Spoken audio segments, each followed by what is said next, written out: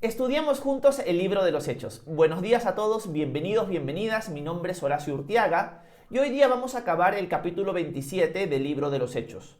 La clase anterior, la semana pasada, estudiamos la primera parte del capítulo 27, capítulo que nos va mostrando el viaje marítimo del apóstol Pablo hacia Roma. Recordemos que Pablo está yendo hacia Roma no como alguien libre, sino como alguien preso. Está acompañado de una tripulación que incluye muchos criminales, lo está acompañando Lucas, lo está acompañando Aristarco y están resguardados en cierto sentido, cada uno de los prisioneros, por el centurión Julio y otros soldados más. La forma de navegar es una forma en cierto sentido mercantil, porque están navegando en barcos que llevan carga. En esa época no era común que hubieran barcos que transportaran únicamente personas, como un crucero hoy en día. Así que ellos van a tener que, en cierto sentido, desembarcar y nuevamente embarcar en distintos barcos para llegar a Roma. Sucede lo siguiente, que en medio de su travesía hacia Roma, el clima empieza a ser desfavorable. Pablo anima a la tripulación a mejor quedarse en un lugar que se llama Buenos Puertos hasta que pasen los meses de difícil navegación, y es más, noviembre, por ejemplo, era un mes donde ya se prohibía la navegación porque era prácticamente imposible. Los tripulantes, y es más, el capitán de la tripulación, no le hacen caso a Pablo y quieren navegar un poquito más solamente para llegar a un lugar mejor, ya que Buenos Puertos no era muy agradable, que digamos. Bueno, por no haberle hecho caso al apóstol Pablo, la tripulación queda en cierto sentido atrapada en unos vientos conocidos como Euroclidón. Y la tripulación, al pasar los días, pierde en cierto sentido la esperanza de vivir. Ya no se ven ni el sol ni las estrellas, no saben dónde están. Y así que, en cierto sentido, se tiran al abandono. Piensan, bueno, ya no vamos a sobrevivir a esta. Pero, donde nos quedamos nosotros es en las palabras del apóstol Pablo. Porque Pablo anima a la tripulación. ¿De qué manera la anima? La anima de la siguiente manera. Les dice que un ángel del Señor lo ha visitado en la noche. Pablo estuvo clamando al Señor y el ángel le dijo: Pablo, no temas. El Señor te ha concedido la vida de toda la tripulación y vas a dar testimonio en Roma. Vas a llegar a Roma. Nadie se va a perder. Así que Pablo anima a la tripulación y les cuenta eso. Les cuenta que ha sido concedida sus peticiones y que en cierto sentido ninguno de los que está ahí va a fallecer. Pero que en cierto sentido tienen que buscar una isla donde arribar. Así que lo que vamos a leer a continuación es lo que sucede después de este discurso del apóstol Pablo. Recordemos que en contexto, Pablo y compañía, junto a Lucas, Aristarco, los soldados, el centurión Julio y los criminales que están ahí, más la tripulación que lleva carga, están prácticamente desahuciados, por así decirlo, porque piensan que van a morir en cualquier momento. Así que están en medio, en cierto sentido, de la nada, no ven nada alrededor, solamente agua, y no saben qué va a pasar en los días o en las horas siguientes. Vamos a leer a continuación qué es lo que Lucas nos sigue narrando de todo este momento, en cierto sentido, estresante que cada uno de ellos vivió durante el viaje de Pablo a Roma. Vayamos al capítulo 27 y nos quedamos en el versículo 26. Nos quedamos aquí. Así que vamos a entrar al versículo 27 en adelante. Vamos a leerlo a continuación. Lucas nos sigue narrando. 14 noches después de navegar a la deriva por el mar Adriático, a eso de la medianoche, los marineros intuyeron que estaban cerca de tierra. Así que echaron la sonda y ésta marcaba una profundidad de 20 brazas. Un poco más adelante volvieron a echarla y ya marcaba 15 brazas. Ante el temor de dar con algunos escollos, se echaron 4 anclas por la popa, esperando con ansias que amaneciera. Algunos marineros trataron de huir de la nave y, aparentando que querían soltar las anclas de proa, echaron al mar la lancha salvavidas. Pero Pablo les dijo al centurión y a los soldados: si estos no se quedan en la nave, ustedes no se podrán salvar. Entonces los soldados cortaron las amarras de la lancha y dejaron que ésta se perdiera. Bueno, Lucas nos cuenta que ya han pasado 14 noches, o sea, han pasado 14 días en cierto sentido a la deriva. O sea, ellos están ya prácticamente 15 días andando por aquí y por allá por los vientos y en cierto sentido sin saber dónde están. Pero nos dice Lucas que los marineros en cierto sentido intuyen que están llegando cerca a una orilla. Pero es de noche, es la medianoche. Así que van tirando el ancla para medir y se dan dando cuenta que sí están acercándose a tierra firme. Así que deciden estacionarse, por así decirlo, hasta que amanezca.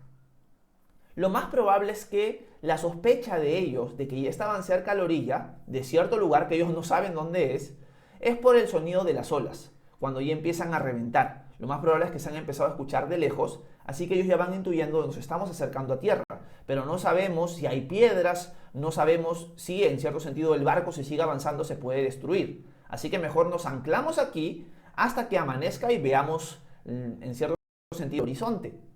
Algunos marineros, ante esta situación, tratan de engañar a la tripulación y como que están haciendo otra cosa, sueltan el barco salvavidas. Y es ahí donde Pablo interviene. Pablo interviene y le dice a Julio, el centurión, y a los soldados: si estos hombres se van de la tripulación, ustedes no se van a poder salvar. Ante esto, los soldados inmediatamente cortan las sogas que sostenían el barco salvavidas y dejan que se pierda. ¿Qué podemos aprender de esta lección o de este recuento que Lucas nos está contando? Hay varias cosas interesantes. Primero, que Pablo ha pasado de ser un simple preso a ser prácticamente el líder de la tripulación, si se dan cuenta. Al principio, Julio y compañía desestimaron lo que Pablo estaba diciendo con respecto a mejor quedarse en buenos puertos. Pablo, luego de su oración, él les dice: miren muchachos, estamos en esta situación porque ustedes no me hicieron caso. Yo les dije, mejor nos quedamos en buenos puertos. Pero ahora un ángel del Señor me ha confirmado que nadie de ustedes se va a perder. Entonces, estas cosas que han ido pasando han movido a Julio y compañía a darse cuenta, bueno, este hombre tiene rasgos de liderazgo, tiene rasgos de servicio y aparte, o sea, no queremos dudar, pero, o sea, él dice que un ángel se le ha aparecido. Es más, si nosotros investigamos por qué está preso, podríamos darnos cuenta de que él se le está acusando de creer en Dios y ser un apóstol y cosas así. Así que, en cierto sentido, Pablo ahora toma la iniciativa y le habla a Julio y a compañía: no dejen que los marineros escapen. Porque si los marineros escapan, ¿quién va a dirigir, en cierto sentido, el barco? O sea, no es sabio dejar esto. Y es más, ustedes se pueden perder. Yo tengo la promesa del Señor de que voy a dar testimonio en Roma. Pero esos hombres, la promesa de Dios de que ninguno se va a perder, ellos en buena cuenta están tomando una decisión equivocada. Así que evítenlo. E inmediatamente los soldados lo hacen. No cuestionan la dirección de Pablo. Me encanta eso porque Pablo, con su testimonio, con sus palabras, con su ejemplo, ha ido mostrándoles a los que están ahí que él es confiable y que en cierto sentido es bueno escucharlo. Me encanta eso. Pero además quiero aclarar o quiero aplicar algo para nosotros esta mañana. Y es lo siguiente. Pablo tomó la iniciativa. Vio que estos marineros se querían escapar y él se acerca a Julio y a los soldados y les dice que no los dejen escapar. Y una de las cosas que yo me puse a pensar leyendo esta mañana este texto es lo siguiente. A veces nosotros dentro de nuestras iglesias locales vemos ciertas necesidades. Y vamos a ponerlo más grande. No solamente lo vemos dentro de nuestras iglesias locales, sino lo vemos fuera de ellas. Vemos ciertas necesidades y en cierto sentido nos damos cuenta, hay esta necesidad y hay que suplirla. No estoy hablando de necesidades económicas necesariamente, sino de servicio, de distintas formas. Y lo que queremos hacer nosotros cuando vemos esa necesidad es hablar con el pastor, es hablar con los líderes de la iglesia y decirles: miren, hay esa necesidad, solucionen el problema. Esa actitud es una actitud equivocada. No es la actitud de un siervo, no es la actitud de un líder. La actitud de un siervo es: hay esa necesidad, yo voy a suplirla, porque yo me estoy dando cuenta de la necesidad que quizás otros no se dan cuenta de esta. Por lo tanto, yo voy a suplirla, yo voy a tomar acción. Y eso es algo que creo que nos falta mucho a nosotros. Vemos una necesidad, Dios en cierto sentido mueve a compasión la situación que vemos ante nuestros ojos, pero ¿qué hacemos? Queremos que otro lo haga, queremos que otro solucione esa necesidad, no nosotros. Por lo tanto, corrección que tenemos que hacer esta mañana en nuestra propia vida. Si estamos viendo alguna necesidad dentro de nuestra iglesia local o fuera de ella, tomemos cartas en el asunto. Por algo Dios te está dando a ti la luz, la visión de que hay esa necesidad. Por algo Dios está moviendo tu corazón a entender la necesidad. Por lo tanto, suple esa necesidad. Si se necesita ayuda de algo y tú te has dado cuenta, ayuda tú en eso. Si se necesita, en cierto sentido, corrección en un área y tú te has dado cuenta de eso, busca corregir eso. Si tú te has dado cuenta de una necesidad, quizás, en este caso, económica, también busca solucionarla. No necesariamente de tu bolsillo, sino haciendo quizás una actividad. Pero busca formar parte de la obra de Dios que tú estás viendo que hay necesidad.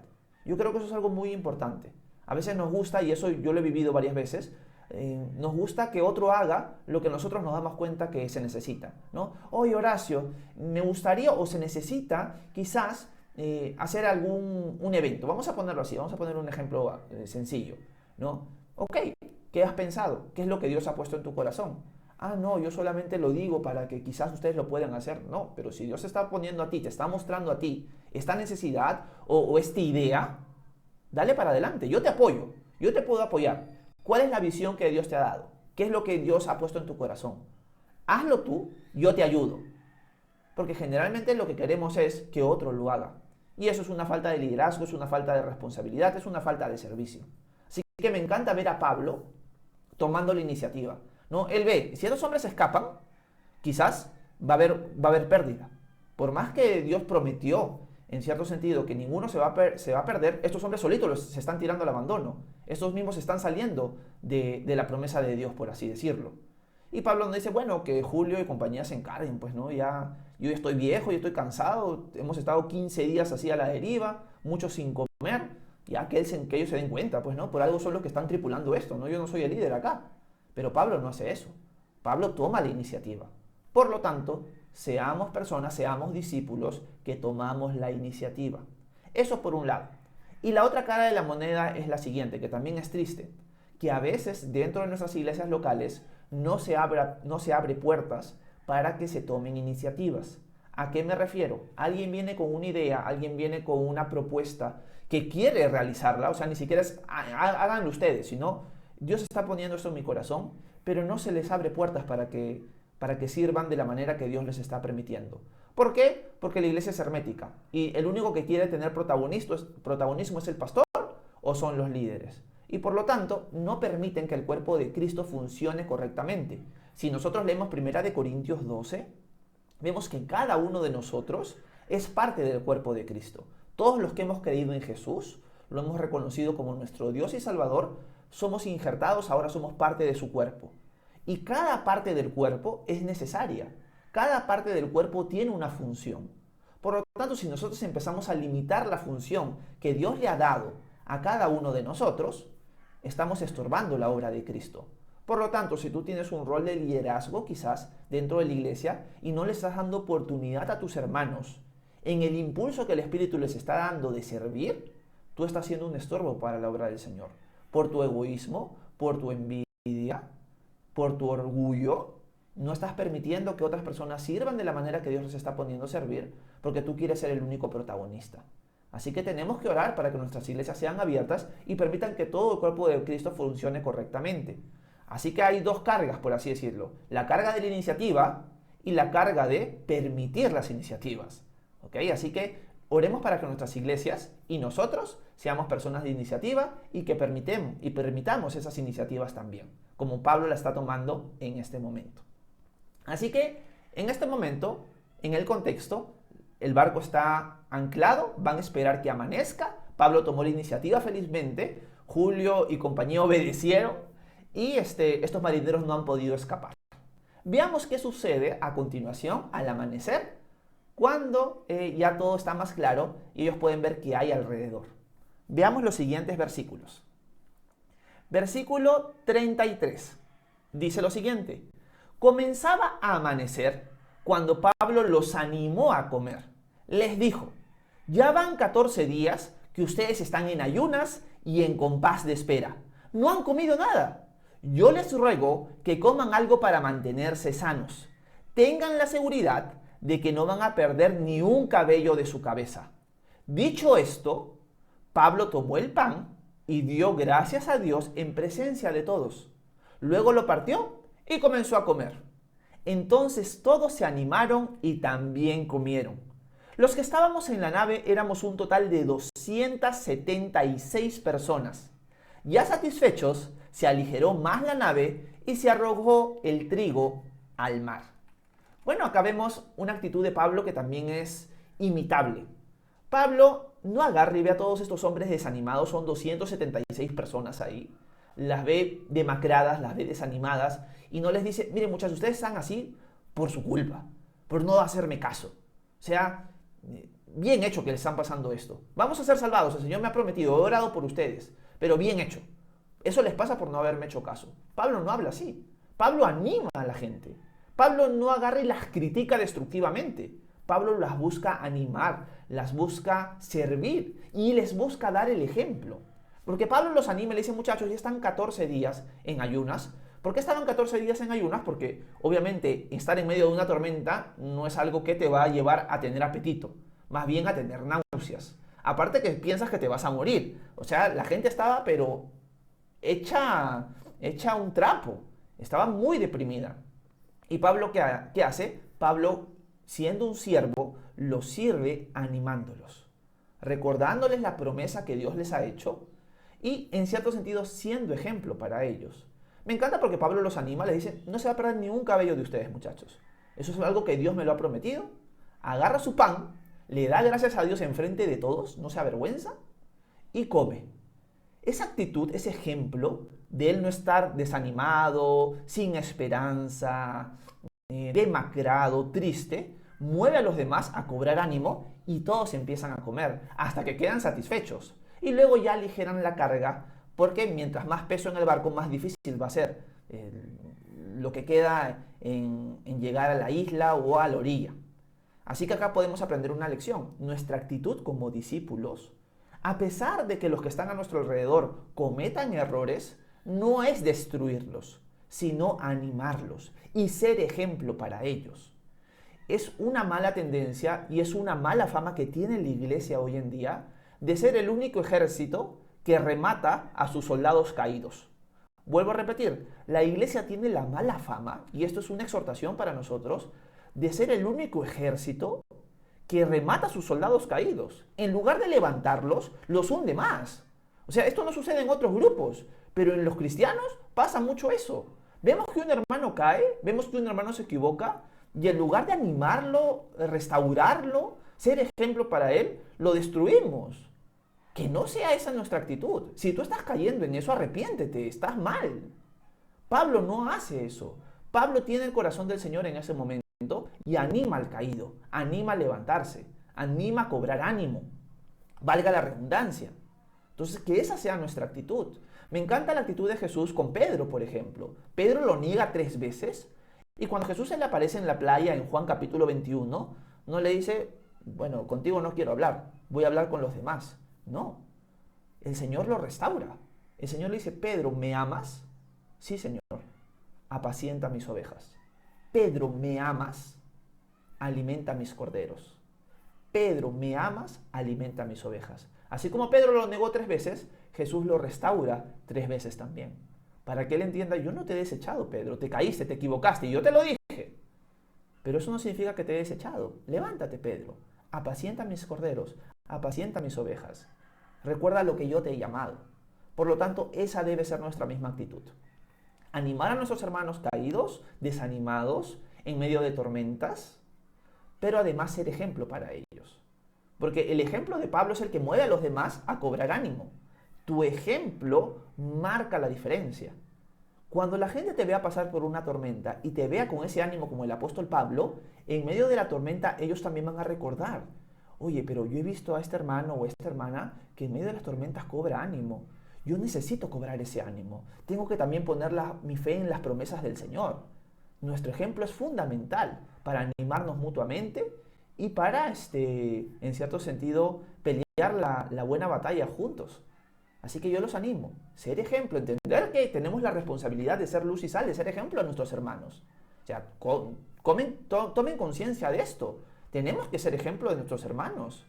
Pero también, no solamente ser ejemplo, sino también buscar animarlos. Y la única forma de poder animar a nuestros hermanos es pasar tiempo con ellos. No hay otra. Si tú eres un cristiano de los que solamente se sienta los días domingos en la iglesia, termina la prédica, se para y se va, en verdad no estás aportando nada al cuerpo de Cristo. No estás ayudando a tus hermanos. Tienes que formar parte de una comunidad, tienes que integrarte a la familia de Dios. Por lo tanto, no seas un calientasillas. Sea alguien que busca intencionalmente animar a sus hermanos, que busca ser ejemplo. ¿Y cómo puedo ser ejemplo de alguien si ni me conocen? Me ven un ratito los domingos y ahí desaparezco. No voy a poder ser ejemplo. Por lo tanto, todo lo que estoy hablando entra dentro del contexto de realmente formar parte del pueblo de Dios, de realmente formar parte del cuerpo de Cristo. No soy un miembro del cuerpo que está aislado por ahí, como si me cortara la mano y estuviera puesta en la mesa de noche de mi cama. No tiene sentido. El cuerpo anda junto. El cuerpo está intrínsecamente relacionado el uno con otro. Así debemos ser nosotros. Se ha perdido la familiaridad de la iglesia. Debemos volver a retomar eso. Pablo está animando a la gente que está ahí. Sí, no son cristianos los que están ahí. Y aún así, Pablo los anima y Pablo es ejemplo para ellos. Imagínense eso. ¿Cuánto más la gente de afuera necesita también eso para que puedan conocer al Señor? Me encanta esta actitud de Pablo y debemos hacer ajustes si estamos fallando en esas áreas. Terminemos el capítulo 27 y ver cómo ya pueden llegar ellos a la orilla. Veamos el versículo 39 y terminemos así. Dice lo siguiente: al llegar el día, no reconocieron el lugar, pero vieron una ensenada que tenía playa y acordaron hacer el intento de encallar allí. Soltaron las anclas y las dejaron en el mar. Soltaron también las amarras del timón, izaron al viento la vela de proa y se enfilaron hacia la playa. Como encontraron un lugar de dos corrientes, hicieron encallar la nave. Allí la proa quedó inmóvil y enclavada en la arena, pero la violencia del mar hizo pedazos la popa. Entonces los soldados acordaron matar a los presos para que ninguno tratara de fugarse nadando, pero el centurión quería salvar a Pablo, así que les impidió su intento y ordenó que los que supieran nadar fueran los primeros en echarse al mar para llegar a tierra, y que los demás usaran tablas o algunos restos de la nave. Fue así como todos pudimos llegar a tierra y salvarnos. ¿Ok? Perfecto. Llegan a la orilla. Me encanta porque los soldados dicen, bueno, hay probabilidades de que los presos escapen, mejor hay que matarlos. Pero el centurión quiere salvar a Pablo, ha visto a Dios en la vida de Pablo, por lo tanto lo protege. Recordemos que los soldados, en cierto sentido, tienen la responsabilidad de matar a estos presos porque si se les escapa un preso, los van a matar a ellos. Así que esa es la actitud que ellos toman. Pero el centurión, queriendo proteger a Pablo, evita que los presos sean asesinados y lo que hace es que algunos puedan nadar y otros que puedan llegar a la orilla en tablas. Así que han llegado a la orilla de la isla. La isla, lo vamos a ver la próxima clase, el día de mañana, se llama Malta. Es una isla donde van a suceder algunas cosas muy interesantes. Pero lo más interesante del asunto es que cuando nosotros vemos un mapa del tercer viaje, por así decirlo, de Pablo, donde vemos su viaje a Roma, vemos que esta isla, la isla de Malta, es una isla muy pequeña. Y en el lugar donde ellos están, solamente está la isla y alrededor de la isla no hay nada. Durante más o menos 320 kilómetros.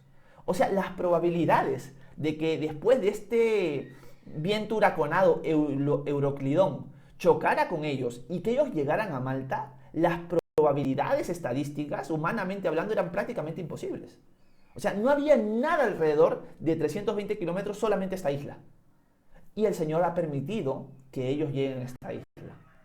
Humanamente prácticamente imposible, pero para el Señor todo es posible. ¿Por qué? Porque el Señor prometió algo. Le prometió a Pablo llegar a Roma y dar testimonio ahí, y aparte le prometió a Pablo que se iba a preservar la vida de cada uno de estos tripulantes. Así que al final podemos decir lo siguiente: Dios cumple sus promesas. Aunque pareciera imposible en algunas situaciones, en algunos momentos, Dios siempre es fiel y siempre va a cumplir sus promesas. Por lo tanto, a este Dios fiel, a este Dios que cumple sus promesas que le hemos entregado en nuestra vida, ¿cómo no servirlo? ¿Cómo no servir a los que nos rodean con amor? ¿Cómo no tomar la iniciativa en las cosas que Él pone en nuestro corazón? ¿Cómo no ser ejemplo para nuestros hermanos? ¿Cómo no perdonarlos? ¿Cómo no restaurarlos? ¿Cómo no animarlos? Si el Señor hace lo mismo con nosotros, infinitamente más que lo que nosotros podemos hacer con los demás. Así que tomemos en el asunto, recordemos las promesas de Dios y sirvamos a nuestros hermanos, animándolos, consolándolos y sobre todo siendo ejemplo para ellos. Espero que este tiempo pequeño haya sido de edificación para cada uno de ustedes. Si tienen alguna pregunta, alguna duda, algún comentario, por favor háganmela saber en la sección, que con gusto voy a ir a responder sus preguntas a continuación. Muchas gracias, que Dios los bendiga a cada uno de ustedes.